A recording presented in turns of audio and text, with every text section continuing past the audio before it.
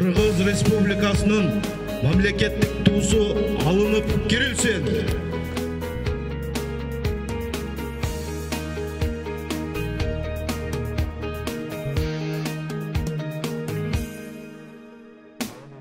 Тарихы бар нечен,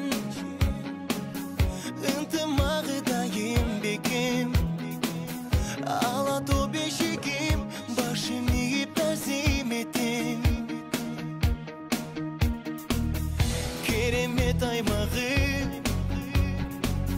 желбиреп тұрсын байрағы, бұлағын ташарып, бұлбұлдай сайрағын. Kırgızstan'ım,